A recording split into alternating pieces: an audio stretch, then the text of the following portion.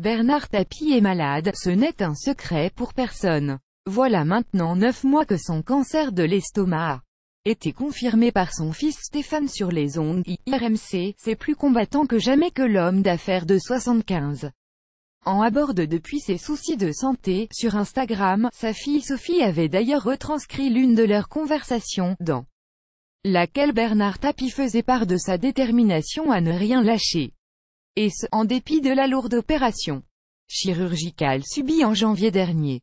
Une intervention qu'évoque d'ailleurs François-Olivier Gisbert dans l'article qu'il consacre à l'ex-propriétaire de l'Olympique de Marseille dans Vanity Fair, une rencontre survenue quelques semaines après son passage sur le billard à l'hôpital Saint-Louis, à Paris, où lui fut retiré plus de la moitié de l'œsophage et environ 3/4 de l'estomac. Bernard Tapie n'a pas peur, malgré le pessimisme qui l'habite, depuis qu'il a appris qu'il était malade. Sans filtre, il n'hésite d'ailleurs pas à décrire à François-Olivier Gisbert la manière dont il a été mis au courant. À un moment donné, j'ai eu du mal à avaler, quand je bouffais, ça passait mal, j'avais des spasmes, confesse-t-il.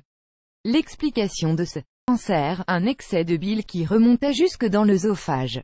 C'est la vésicule biliaire qui envoie la bile dans l'estomac quand il est plein pour que son acide nous aide à digérer les aliments. Un système qui ne fonctionne pas. Comme tout le monde chez Bernard Tapie, lorsqu'on n'a plus de vésicule, ce qui est mon cas depuis 20 ans. L'estomac est tout le temps rempli de bile, même quand il n'y a pas de nourriture dedans. Elle l'a rongé. Et, un jour, le cancer est arrivé.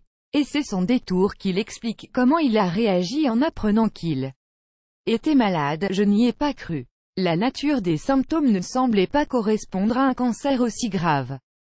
Celui de l'estomac, c'est 50% de survie à 5 ans.